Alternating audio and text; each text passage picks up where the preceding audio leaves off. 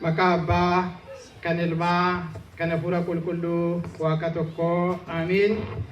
Kabajamoo abbaa keenya suuraa galataa luba Saamu'eel bulchaa mana kiristaanaa keenyaa jaalatamtoonni daakunoonni fi tajaajiltoonni fayyisaa addunyaa akkasumas waaqayyoo kan isin jaallatu waaqayyoo ni guddaa kan jaallattan maatiiwwan waaqayyoo hundumti keessan nagaan waaqaa isiniif haa ta'u. Akkam bultan? Akkam jirtu? Akkam turtanii?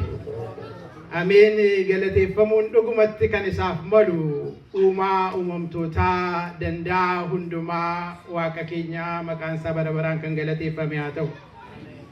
Guyyaa har'aa kanatti kan nuti irratti barannu manni kiristaanaa keenya bakka hundumaatti kan isheen lallabdu wangeela guyyaa har'aa kana dubbifame wangeela gooftaa keenya fayyisaa keenya Yesuus Kiristoos qulqulluun Yohaannis akka barreessetti boqonnaa 1 lakkoofsa 44 hamma xumuraatti seenaa jiru ta'a. Sila abbaan keenya yommuu dubbisan dhageessaniitu tarii warri boodana dhuftan akka dhageessanii fi warri karaa sooshaal miidiyaa hordoftanis akka dhageessaniif lakkoofsa 47 irraa kaasee dubbisaa. Yohaannis boqonnaa 1 lakkoofsa 47 irraatii kaasee akkas jedha. Yesuus otuu Naatnaa'el gara isaa dhufuu arge. Elaa nama Israa'el isa dhugaa isa sobni keessa hin jirre jedhe. Naatnaa'el eessatti na beektaa jedhe. Yesuus immoo deebisee Filiphos otuu si waamin muka harbuu jalattan si arge jedheen. Kana irratti Naatnaa'el Rabbi ati ilma Waaqayyooti ati mootii Israa'el jedhe. Yesuus immoo deebisee muka harbuu jalattan si arge waanan sin jedheef amantaa isa kanarra caaluyyuu arguudhaa jirtaa jedheen. Maqaan Waaqayyo gooftaa keenyaa waa'ee sagalee isaatiif yeroo hundumaatti kan galateeffame nuuf haa ta'u. Mata dureen irratti barannu seenaa kana yeroo baay'ee arginee mata duree adda addaan baranneerra. Har'a immoo seenaa kana kallattiin nuti irraa ilaallu Waaqayyo sirriitti si argee waan guddaa si agarsiisuudhaaf si waame jedha. Waaqayyo akkamitti si argee? Sirriitti si arge. Maaliif immoo si waame? Waan guddaa si agarsiisuudhaaf si waame jedha. Dhalli namaa jalqabumaa kaasee seenaa dhala namaa yoo ilaaltan Addaamiif waan irraa kaasee jechuudha. Argamuun dhala namaaf waan guddaadha. Mul'achuun waan guddaadha dhala namaaf. Sana duwwaa mootuu hin ta'in waan yaade tokko xiinxalee bira ga'uun immoo wanta isa hawwachiisu keessaa isa tokkodha. Mata duree kana keessa lamaanutu jira. Waaqayyo sirriitti si argeera. Simaan si argeera Waaqayyo sirriitti. Otuu namni sin argin, otuu namni sin waamin. Naatnaa'el otuu Filiphos hin waamin eenyutu dura arge? Waaqayyotu gooftaa Yesuus Kiristoos dura arge. Dura si argee jedhe. Argamuun guddinni isaa hammam akka cimaa ta'e sin amansiisuun na barbaachisa jedhee yaadu. Argamuunis jechuun maal jechuu akka ta'e difaayinii gochuu na barbaachisa jedhee yaadu. Argamuun ishee ijaan argaman yookaan mul'achuu akka hin taane isiniif gala. Argamuu jechuun hubatamuu jechuudha. Argamuu jechuun madaalamanii kabajamanii argamuu ilaalamuu jechuudha. Argamuu jechuun fudhatamuu simatamuu jechuudha. Argamuu jechuun maal uffatee taayitaan isaa maalii maatiin isaa eenyu biyyi isaa eessa jechuudhaan osoo hin taane namni kun nama sirriidha nama dhugaati jedhanii akkasumatti ofiitiin simatamuu jechuudha. Argamuun nuti asirratti haasa'aa jirru kun argamuu akkasii namni hin barbaanne jira. Maal yeroo kana waa'ee argamuu nutti himu namni baay'een sooshaal miidiyaa kanarraati hamma salphina isaa mul'isutti kan inni rakkatu argamuuf laayikii argachuuf miti.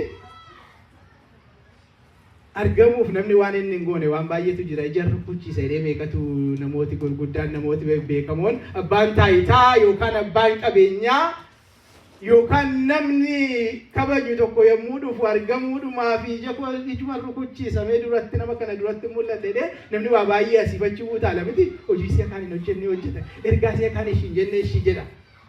argamuun dubbii guddaa dhala namaatiif.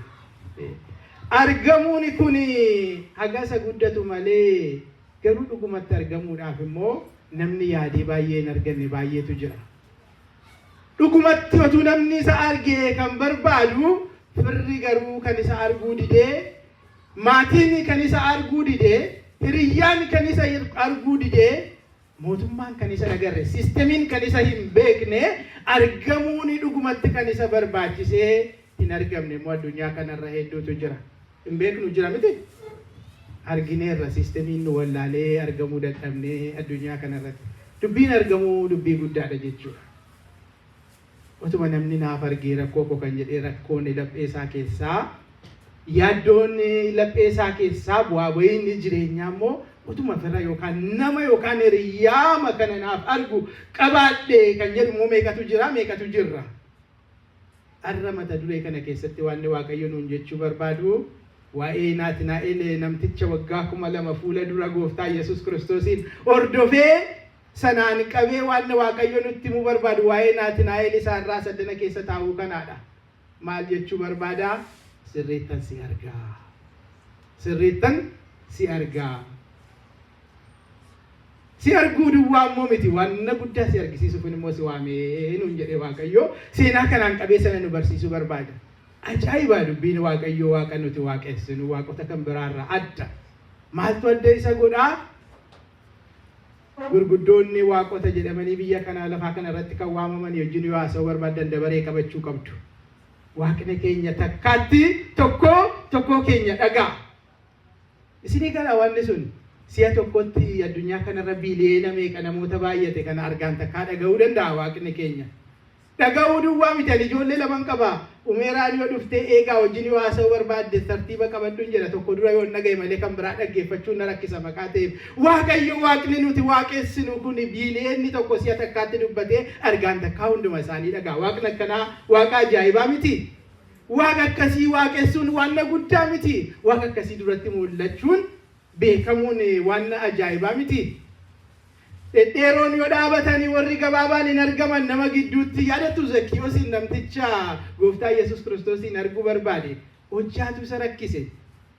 Israa'eloonni kun dhedheeroodha jedhanii dhedheeroodha inni keessaa gabaabaadha. Gooftaa Yesuus yommuu inni dhufee darbu arguu hin dandeenye guyyaa tokko mala malate. Maal malate?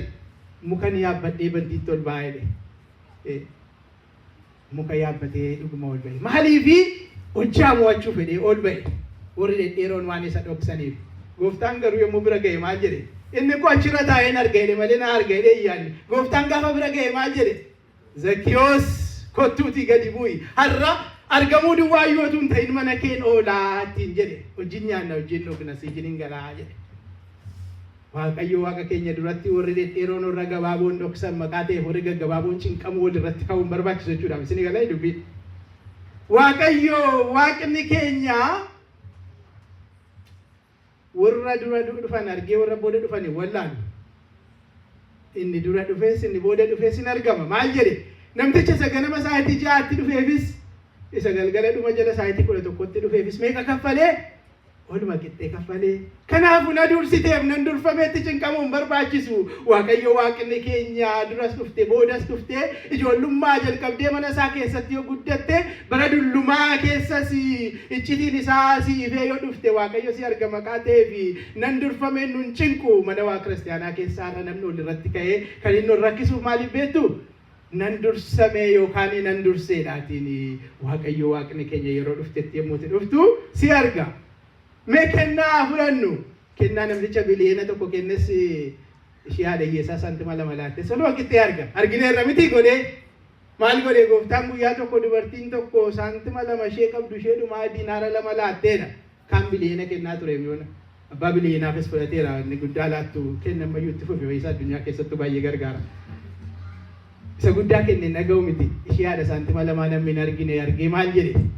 Dubartittii kanatti iyyuu caalaa kennee jedhe. Kanaaf Waaqayyoon Waaqni keenya kana caalaa akka inni nu argus nama amansiisuu fi dhama'uu nan barbaachisu. Waaqni keenya dhugumatti sirriitti gaafa sana bara rakkinaa bara gidiraasii bara kufnee cubbuutti kufnes bara qulqullummaan jabaannee dhaabbannes bara reefuu jalqabnus bara amantiin jabaannes yeroo hundumaatti waaqa nu arguu qabna. Waaqa akkasii waan nu waaqa keenya ta'eef galanni isaaf haa ta'u. Nu arguu duwwaa miti guutuudhaati guutummaatti nu arga. Unumaaniyyuu nu arga ofii keenyaatiif nama akkamii akka taane yaada akkamii akka qabnu fedhii akkamii akka qabnu akeeka akkamii akka qabnu kaayyoo akkamii akka qabnu irratti dhiphachaa jirru eenyu amalli kee akka ta'e si arga. Isa ariifataa akka Phexros sin arga hiwaama ariifatee takka dubbii balleessa. Isa shakkituu akka Toomaas sin arga hiwaama garuu fidee dhumatti maal godhee hunduma isaanii warra isa arganii jijjiiramanii Kiristinnaa nama 12 ta'anii addunyaa kana irratti diriirsanii har'a bileenootaatiin gooftaa beeknu nu taasisan isaan godhe. Uniin ofuma keenyaaf nu arga. Eenyummaa keenya utuu madaalin keessa keenya ilaalee nu arga. Nu duwwaa miti immoo gochaa keenyas immoo hin arga. Tajaajila mana qulqullummaatti sadhama'uu sin argaa. Manuma qulqullummaa keessa dhaabadheen Waaqayyoon waaqessa jedhee sadhama'uu sin argaa. Isa rakkattoota gargaaruu sin argaa. Isa beektota isa wallaalota walitti qabu sin argaa. Dubbiin argamu garuu rakkisaadha. Takka immoo isatti balleessitus arguun kun rakkina fida. Namticha jedhanii guyyaa tokko hanna haate. Maaliif akka hanna haate beeku garuu hanna guddaa haatee saame nama. Gaafa kana bara sana maal godhu aadaan bara sana bulchaan naannoo uummata walitti qabeetu hin sookka'u.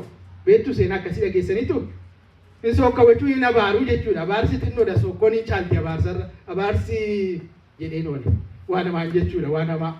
Sookkoon garuu akka baddee barbadooftutti sirratti ol ga'aniiyyuu baay'ee awwaggatu sabasaskaana keenyaa sana fakkaata dubbiin isaa cimaadha sookkoon. Ol ga'aniitu arrabsu uummata walitti qabanii abaaru jechuudha namicha sana. Isa haate. Kanaaf uummati yommuu walitti qabu bulchaan maal godhaa?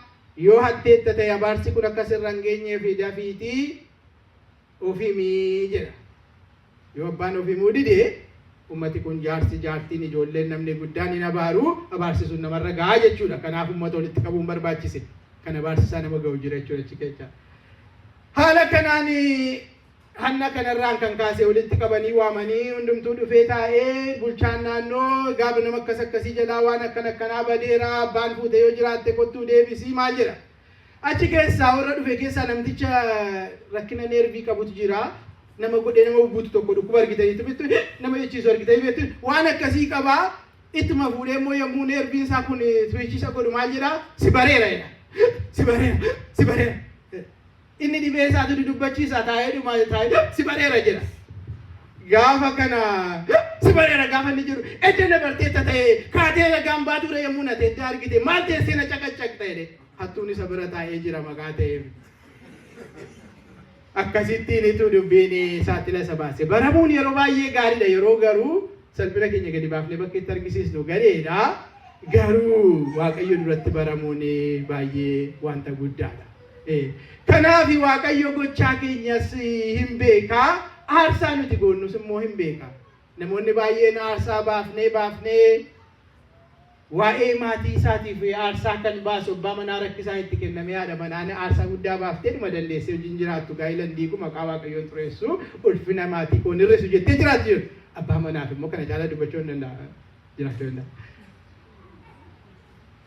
Namni hiriyaasaaf jedhee aarsaa yeroo akkasitti waan akkasii godheera hiriyaa kana luuziin godhee aarsaa baasu hiriyaasaaf jedhee baay'eetu jira. Saba isaatiif jedhee aarsaa guddaa kan baasu baay'eetu jira.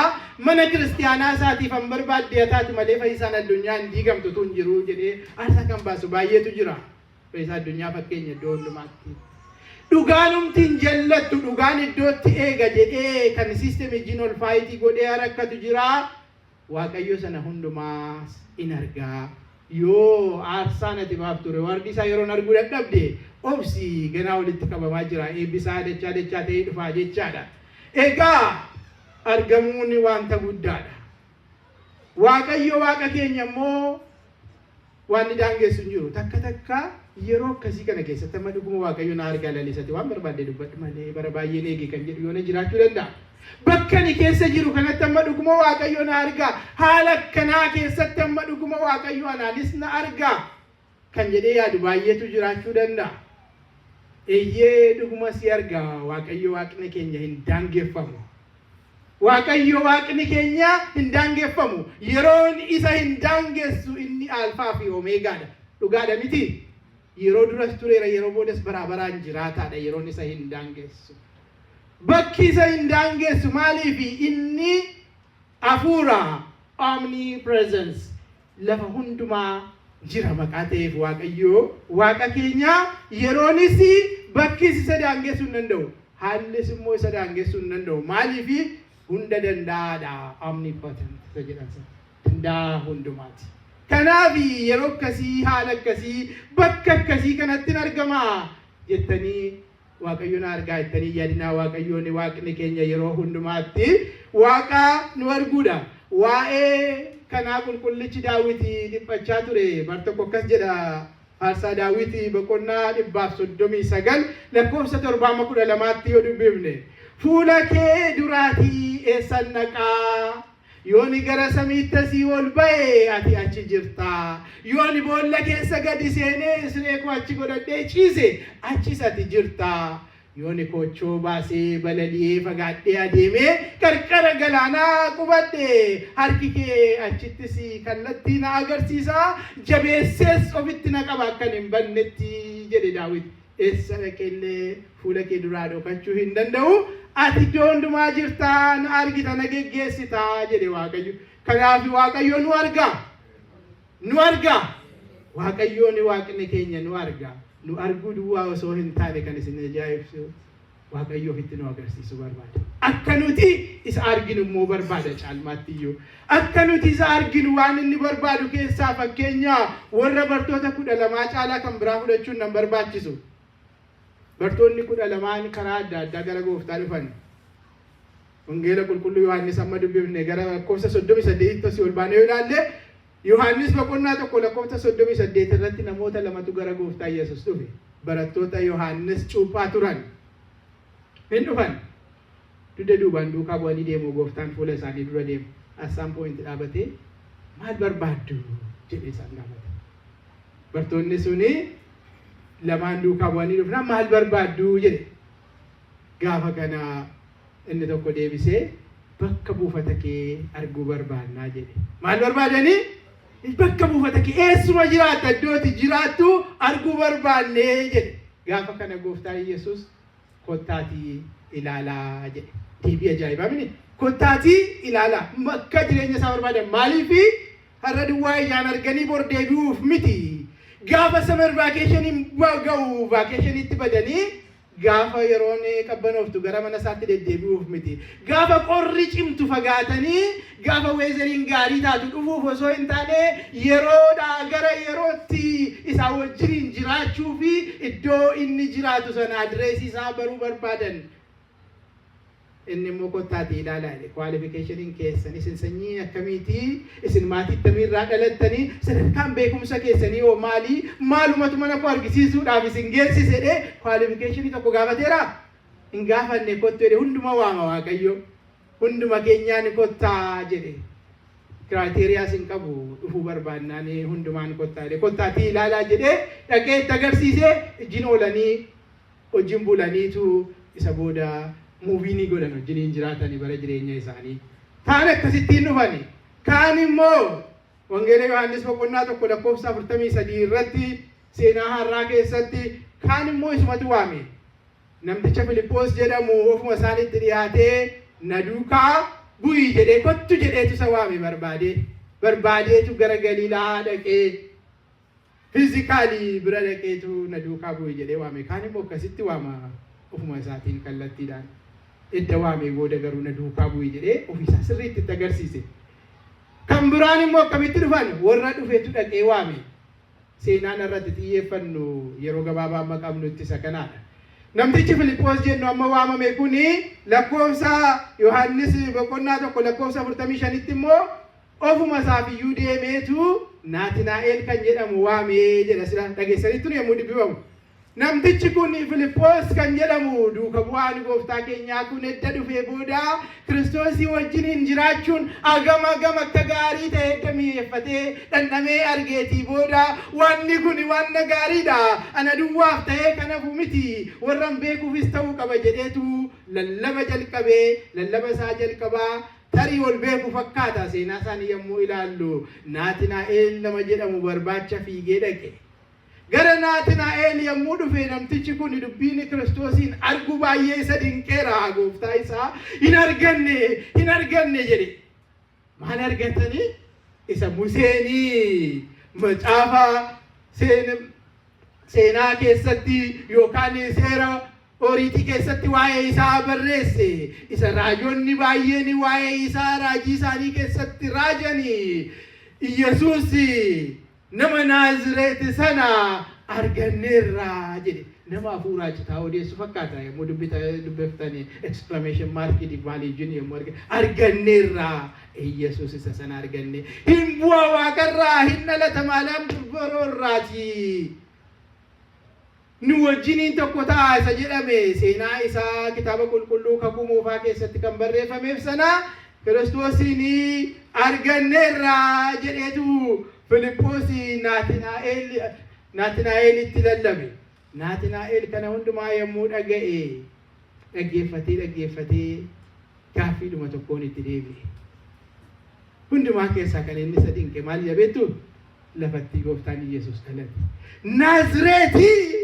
Naazreet keessaa namni gaariin ba'uu danda'a jedhe gaaffii isaa hundumaa keessaa. Barba duriitti kaastee nama dhiphisti eenyummaa namaarra caalaa eessaa dhufee nama argitu. Kiristoos Yesuus inni jedhame kun seenaa isaa sirriitti beeka. Nama eegaa ture fakkaata. Naatinaa'el kun iyyuu yommuu seenaa isaa dubbifnutti dhufna. Garuu waa'ee gooftaa Yesuus miti kan isa dinqe. Waa'ee eenyummaa isaatii miti nama attamii ta'uu isaa miti. Eessa ganda akkamiitii dhufeetu isa dinqe. Kanaaf Naazreet keessaati namni gaariin ba'uu danda'a jedhe. Har'as kana miti gaaffiin keenya baay'een warra akkasii keessaa warra naannoo akkasii keessaa warra qe'ee akkasii keessaati. Waa'ee warra naannoo kan biraa miti Oromoo makkeetti ilaalame eessa warra ganda akkasii warra naannoo akkasiiti jenna miti. Eeyyee Naazreetuma keessaa fayyisaan addunyaa ba'e. Sabaanis yoo ilaalle eeyyee saba kam keessaayyuu inni gaariin ba'uu danda'a hamaanis ba'uu danda'a beekamaadha. Nama naannoo isaa gosa isaan utuu hin ta'in namummaa isaatiin yoo madaalle namayyuu madaaluun sirrii miti. Yoo madaalle illee ofii isaarra dhaabannee ilaaluu qabna jechuudha. Naazreet keessaa wanti gaariin ba'uu danda'a. Tuffii guddaa tuffii irraa of eeggachuun baay'ee nu barbaachisa. Danda'a jedheetu gaafate. Deebiin Naatinaa'el maal ture? Nama akkana sammuu tuffiidhaan guutame kana amansiisuun baay'ee rakkisaadha. Maqaa ta'e maal jedhetu isma gooftaan Yesuus Kiristoos isaan jedhe yookaan bartoota warra kaaniin jedhe kottuutii ilaalii jedhe. Gooftaa Yesuus Kiristoos sana argineerraa kottuutii ilaalii ofuma keetiif argi jedheetu gara gooftaa Yesuus Kiristoositti Naatinaa'el Filiphoos Naatinaa'eliitiin waamee fide. Yohaannis boqonnaa 1:46 irraati. Kottuutii ilaali. Har'a barumsa guddaa mata dureen kun mata duree mataa isaa danda'e goone kana duratti baranneerra. Kottuutii ilaaliin iyyuu guyyaa tokkoof nu ga'a. Garuu waan hin jedhee darbuu barbaadu waa'ee dubbii kanaa 2025 New Year Resolution barreessuu jalqabda jechuudha. Ani edda barreen gaddaa mucaan koo gaaffii cimaa na gaafate lammata waan sana gaafadhu waan inni kunatti hin fakkaatu.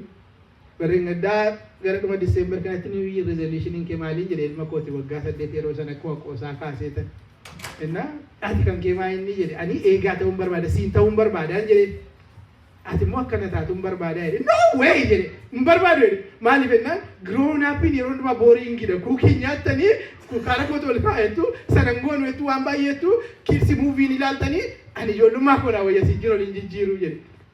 Suni qoosa garuu New Year Resolution keenya bara kanaa keessatti nama meeqa waamnetu amma waggaa 5 fayyisaan addunyaa. Minama meeqa kottuutii fayyisaa addunyaa ilaalettanii waamtan. Kottuuti Kiristoosiin ilaali. Kottuuti Waaqayyootiin bari jireenya dhandhame jireenya furawwaa itti nama meeqa waamtan. tarii New Year Resolution 2025 kanatti nama waamu addunyaatti isa dhageenye kana lallabuu ayaallume. Argitaniittuu Filiphos guyyaama tokko baree fakkaata gooftaan waamennaan hojii jalqabaan hojjete inni dhageenye maal dhaqeetu inni immoo hiriyyaa isaa waamee dhufe. Dubbichi gaa Naatinaa'eliin waan Filiphos jedhe waan guddaadha. Deebiin isaa immoo sarara caalaa nama ajaa'ibsiisa. Kottuutii ilaalii jedhe. Hin dhufe Naatinaa'el tolee jedhe gara gooftaa Yesuus Kiristoos yommuu Naatinaa'el Filiphosii wajjin dhufu akkuma inni dhufeen gamatti gaafa argu gooftaan maal ittiin jedhe? Elaa nama Israa'elii isa dhugaa haxxummaanis immoo keessa tokkollee kan hin jirre ittiin jedhe. Waan ajaa'ibaa miti dubbiin kun. Naatinaa'el waa'ee Kiristoos yommuu dhaga'e maal jedhe? Nama Naazreet moo jedhe Naazreet keessaa moo hin ta'uu jedhe. Gooftaan immoo yommuu inni dhufe ilaa nama haxxummaan keessa hin jirre isa dhugaa jedhe. Dubbiin kun wal hin faallessu. Akka sammuu keenyaatti wal faallessa. Waan namni jedhe dhageenya. Wanta namni fakkaatu ilaalla. Wanta namni uffatu ilaalla malee maaliif akka namni jedhe yaadnee xiinxallee bira hin geenyu yaadnus yeroo baay'ee. Gooftaan garuu maaliif akka inni jedhe beeka. Naatinaa'el jibbiinsaaf miti kan sun itti dhufe. Kan jedhame kanani horiitii keessatti dubbisee arge dallaa horii keessatti Beeteliyemitti dhalataadha. Atoo kan odeessaa jirtu Naazreeti. Dubbiin kun attami? Karaa biraas immoo Naazreet kun utuu kakuu moofaa kee barbaadde hin jiru maqaan hin dhaamne iddoo maqaan hin dhaamnetti argama ta'uu danda'aadha kan gaaffiitti ta'e. Kan inni miisii godhe Waaqayyo iddoo hin jirreeti jiraataa. Akka inni baasuu danda'u hin madaalle malee hammeenyaaf hin turre. Elaa qulqulluu haxxummaa kan hin qabne Israa'elicha jedhe. Israa'el haxxeenis jirti, sobduunis jirti jechuudha dubbiin isaa. Yeroo tunuun eeyyamu malee seenaa Yaaqoob bira utuu dhannee abbaan isaanii Yaaqoob goyyoomsaadhaan beekama ture. Utuu Israa'elitti maqaa isaa Waaqayyo hin jijjiirin eebba obboleessa isaatii abbaa isaa goyyoomsee nama fudhatee ture miti. Akka sanaa goyyoomsituu miti Israa'el isa ta'e Yaaqoob isa dhugaati kuni jechuudha. Sanaatiin isa waame. Isa booda gooftaan keenya namni qulqulluun Israa'el namni kun gara koo dhufeera jedhe. Naatinaa'el amma gaaffii kan biraatti darbe. Gaaffii gaafachuu danda'a jaallata jechaadha namni kun. Gaaffii qajeelaa gaafate. Eessatti na beektaa jedhe. Eessatti na beektaa. Kana mata duree keenyattis kan nu erge.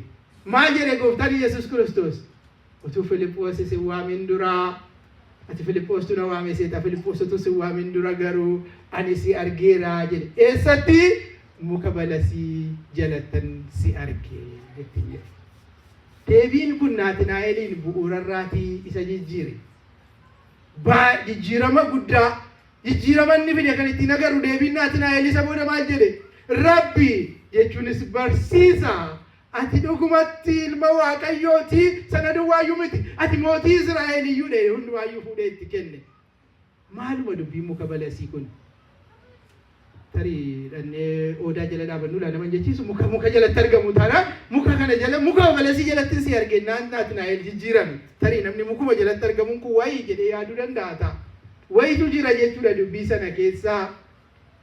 Garuu inni guddaan eessatti na beekta jennaan kanaadha. Mee Waaqayyo eessatti isin arge yaadadhaa jireenya keessan keessatti yeroo bal'inaatti isa ta'u yeroo dhiphinaa yeroo gammachuutti isa ta'u yeroo gidiraa keessan darbamu kan jedhamu keessatti iddoon harka isin qabee keessa isin dabarse kallattiin yeroo isin hirkaa badee jennaan Waaqayyo direction isinitti agarsiisee namni isinitti kaanaan firoota yeroo inni isinii horee yookaan immoo namni isin jibbeennaan inni immoo qofummaa sana keessatti maatii yeroo inni isinii ta'e yoo yaadattanii Waaqayyoon Waaqni keenya iddoo adda addaatti tokko keenya nu argeera. Naatinaa'el eessatti na beektennaan muka balasii yookaan immoo arbuu sana jalattan si argee ittiin jedhe. Egaa muka arbuu kana jalatti beektonni kitaaba qulqulluu kan keenyas kan bakkee baay'ee jedhu. Maal jechuudha muka arbuu jalattan si arge jechuun? Seenaa baay'ee kaasuu dandeenya. Kaani muka arbuu sana jalatti Naatinaa'el bara inni dhalate suni bara mootiin Israa'el ijoollee daa'immanii fixe sanaadha. Haati isaa akka inni Kiristoosin ajjeesuu barbaacha yommuu inni nama ajjeesu akka inni hin duuneef achi jala muka harbuu jala dhoksitee turte. Yeroo sana muka harbuu sana jalatti anatu eegee si oolchettiin jechuu isaati jedhu. Kan Naatinaa'eel muka harbuu kana jalatti dhaqee namarraa adda bahee kitaaba qulqulluu dubbisaa Waaqayyoon kadhata. Seenaan akkasii Israa'el keessatti beekamaadha. Waan akkasii gochaa ture. Kadhannaa achitti kadhachaa turte. Yommuu dhufa Kiristoos kun jettee natti yaadaa turte. Har'a hin raawwate nan dhufe kunoo ittiin jechuu isaati jedha. Sanas haa ta'u kanas muka harbuu sana jalatti gaarii inni gochaa tureetiin Kiristoos akka isa argee ila nama hattummaa hin qabne jedhee waamicha inni waamerraatii argina. Naatinaa'eel deebiin deebiseef kanaan garuu gooftaan keenya guddaan dinqisiifanne. Ati dhuguma Waaqayyoo ilma Waaqayyooti mootii Israa'el yommuu itti jedhu waan ani muka balesii jalatti si arge siin jedheefitu na amante miti jedhe. Garuu kanarra kan caalu waan guddaa arguu jirta. Kanaaf mata duree keenya keessatti si argeera waan guddaa sitti agarsiisu keessi waame kan jenne. Si argeera kanaafin si waame. Amma garuu ati sana dinqisiifachaa jirta mine si beekuu koo miti kan si dinquun irra jiru ganaa na beekuu keetummoo sanarra caalaa jechuudha. Maalittiin jedhee kanarra kan caalu argite. Waan inni argu kee fakkeenya tokko kenneef maalittiin jedhe samiin kun banamee ergamoonni waaqarraati yommuu isaanii gadi harcaanii anarratti gara koo yommuu isaan dhufanii arguudhaati jirta jedhee seenaa guddaadha. Abjuu Yaaqoob arge sana riqaa yookaan masalaalii Yaaqoob argee ergamoonni waaqarraa gara lafaatti itti bu'an sana kaaseef amma garuu masalaalii sana miti ani kunoo dhufuuni koo namootaaf Waaqayyoon walitti araarsee ergamoonni Waaqayyoo waaqa biraati eebba isaa gara dhala namaa yommuu isaan fidanii dhala namaa biraa immoo kadhannaa isaa fuudhanii gara Waaqayyootti yeroo isaan ol baasanii arguudhaati jirta. Fayyinni dhala namaatiif anaatiin ta'ee yommuu dhala namaa fayyisee waaqaaf nama walitti araarsee deebisu arguudhaatiif jirta. Dubbiin inni guddaan fayyina dhala namaati malee waa'ee waamamtee dhufuu kee miti waa'ee fayyuu keeti malee jechuudha. Kanaaf saba Waaqayyoon waamee dhufnee addana teenyeerraa iddoo jirru hundumaas jirraa. Waan guddaa garuu ganaa argina. Innis fayyina hafuurawaa isa dhugaa mootummaa Waaqayyoo dhaallee Waaqayyooti wajjiniin jiraachuudha. Fayyisaa addunyaa afaan Oromootiin tajaajiluu jalqabne jennee kan baay'ee dinqisiifannu jiraachuu dandeenya. Dhuguma dinqiidha namoota baay'eef arginee hin beeknu wadkaan. Garuu Waaqayyo ganaa kana caalaa waan guddaa nu agarsiisuuf adeema. Yoo jabaannee amantiidhaan dhaabbanne jireenyi keenya immoo jijjiiramee isa Waaqayyo jedhu sanatti sirriitti yommuu qajeelu ganaa argina. Lallabni keenya ganaa reefuu jalqaba. Ganaa kallattii afuranuuni kaabaa kibbatti ba'aa lixatti diriiree sagaleen Waaqayyoo yommuu babal'atee ummanni Waaqayyoon sirriitti baru ganaa argina. Lallabni keenya reefuu jalqaba. Faarfannaani keenya reefuu jalqaba. Ganaa yommuu faarsaani keenya akka kan Phaawulosii fi Siilaas hidhaa warra hidhamtootaa fuuncaa sana harka isaanii irraa harcaasee mana hidhaa sana raasee balballi mana hidhaa jireenya keenya kan hidhee jiru sun yommuu inni diigamu ganaa argina. Faarsaa keenya sanaan yoo dhugaatti sirriitti Waaqayyoon faarfanne. Ganaa mana kiristaanaa duwwaa ijaarran namni kiristaanonni ijaaramanii lafa teenyu dhabna. Waaqayyo waan guddaa nu agarsiisuudhaatiif nu waame. Sana arguudhaaf qophaa'uudha. Kiristoosiin dhugaatti arguudhaaf qophaa'uudha. Inni nu argeera nutu isa arguu nu barbaachisa. Akka inni jirutti dhugumatti Waaqayyo isaa hunduma keenya fayyinaaf nu waame ta'uu isaa. Egaa kanaaf nu argeetu nu waame waan guddaa immoo nu agarsiisuuf jedha.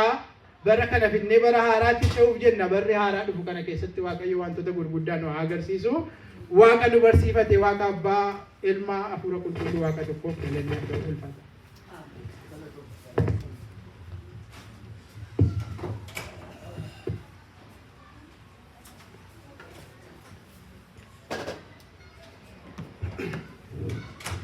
Hai Waaqa nu barsiifatee Waaqa nu gorfatee galanni guddaan haa ta'u.